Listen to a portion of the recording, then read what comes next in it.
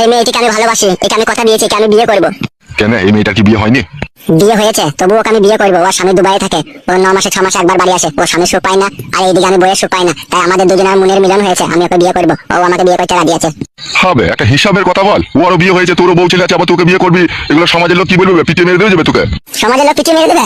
গাঁর কাকামো কথা বলছো নাকি তুমি? তাহলে সমাজের লোকগুলোকে বলো আমি যে বইয়ের কষ্ট যন্ত্রণা ভোগ করছি, রাতে বইয়ের কাছে শুতে পেছি না। তাহলে সমাজের লোককে বলো তাদের বউগুলোকে একবার করে আমার কাছে এনে দেবে। বলা সমাজের লোক মারাই থাকে। সমাজে তুমি কি বল বুঝো? হে সমাজের লোককে গাড়ে কাটি দিয়ে খুশি দিতে জানে, ওরা ভালো জিনিসের বিচার করতে জানে। গান মারাইছে তুমি, আবার সমাজের কথা বলবে না। আমার সামনে এসে বলে দিলাম তোমাকে, আমি বাবা বলে মানবো না। বাড়া বাড়িতে গিয়ে এতদিন ছিলাম, আমি কোনোদিনও বইয়ের সুখ পাইনি। কোনোদিনও মা আমাকে কাছে দেখে ভালো করে আরাম করে ভিতরে ভরতে দেয়নি। যখন ভিতরে ভরতে গেতাম তখনই বলতো মেন্স হয়েছে, আজকে হবে না কাল হবে। গান কাকামো মারানো পেয়েছে নাকি? স্বামীর সাথে এরকম জাল জুচুরি করবে? খাদার বিটিকে আমি দেবো না। বাড়া তুই দুঃখ কষ্টটা সবই আমি বুঝি রে বাপ, কিন্তু আমার যে কিছু করার নেই না। সে যে বৌমা হয় রে বাবা, বৌমাকে এত কিছু বুঝিয়ে বলা সম্ভব? শ্বশুর হয়ে বল।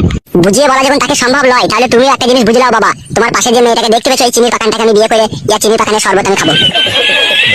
তাহলে তুই বলতে চাইছিস তুই বাড়িঘর যাবি না, তাই তো? যাবো না কথা তো একবারও বলিনি বাবা। এই মেয়েটাকে আমি বিয়ে করে বাড়ি নিয়ে যাবো। তুমি কি মানবে কি মানবে না সেটা বলো। যদি বলো মানবে তাহলে যাবো, আর যদি বলো মানবে না তাহলে বাড়া যাবো না। যেদিকে দু চোখ যায় সেদিকে চলে যাবো। বাড়া আর কোনোদিনও তুমি আমাকে দেখতে পাবে না। বাড়া ওই রকম কথা বলিস না রে বাপ ফটকে, তাহলে তোর মায়ের আত্মা শান্তি পাবে না। তোর মা যখন মৃত্যু সজ্জায় বিছিনে ছিল, তখন তোর মাকে আমি কথা দিয়েছিলাম যে তোমার ছেলের জীবনে যা কিছুই করবে আমি বাপ হয়ে সেটা মেনে নেবো। তোমার ছেলেকে কোনোদিনও আমি কষ্ট দেবো না। তাহলে বাবা মায়ের ভালোবাসাটা তো রাখো বাবা। তোর মায়ের ভালোবাসা তো আমি রেখে দিয়েছি রে বাবা, কিন্তু তুই যে পায়ে পায়ে ভুল করছিস রে বেটা। এখন এসব আলতু ফালতু কথা বলে না বাবা। এখন একটা পাশে মেয়ে বসে আছে, বুঝতে পারছো না তুমি? তাহলে এখন তুই কি করতে চাইছিস সেটা আমাকে বল। এখন আমি বলতে চাইছি এই মেয়েটাকে আমি বিয়ে করবো, তুমি যা হোক করে বাড়িতে ম্যানেজ করবে। তোর বউ যদি এই মেয়েটার সাথে ঝগড়া শান্তি করে তখন কি হবে? বালের বাবা নাকি তুমি? ঝগড়া শান্তি করবে বলেই হয়ে যাবে নাকি? তোমার কাছে তো টাকা আছে, অন্য জায়গায় আমাকে একটা জায়গা কিনে একটা টিনের ঘর করে দিবে, ঠিক আছে? বাসে ছাউনি দি, এই মেয়েটাকে নিয়ে সেখানে আমি সুখের ঘর বাঁধবো। আর সে বড় মাগি তোমার বাড়িতেই থাকবে।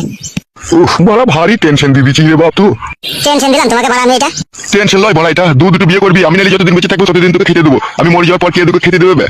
রুজি রুটির মালিক হচ্ছে ভগবান, ঠিক আছে? তোমাকে এই নিয়ে কত চিন্তা করতে হবে না। তুমি শুধু আমাকে একটা জায়গা কিনে একটা বাসের ছাউনি দিয়ে টিনের ঘর করে দেবে, বুঝতে পেরেছো? আর তোমাকে কিছু করতে হবে না। আর বাড়িতে ওদেরকে একটু বুঝিয়ে পারিয়ে টাইট করে দেবে। তা তুই এই মেয়েটাকে বিয়ে করেছিস তো নাকি? না গো বাড়া, এখনো করিনি। 2-4 দিনের মধ্যে বিয়ে করে নেবো। তাহলে তো বাড়ি কবে আসছিস?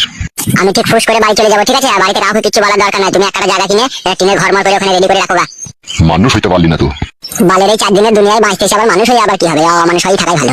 তাহলে তুই কি বলতে চাইছিস, বাড়িতে কাউকে কিছু বলবো না এই ব্যাপারে? না, কাউকে কিছু বলার দরকার নাই। যদি জিজ্ঞেস করে বলো খুঁজে পাইনি, ঠিক আছে? আর এইদিকে তলায় তলায় তুমি একটা জায়গা কিনে একটা ঘর করে রেখে দেবে। বেশ ঠিক আছে, তাই হবে। ঠিক আছে, যাও বাড়ি চলে যাও।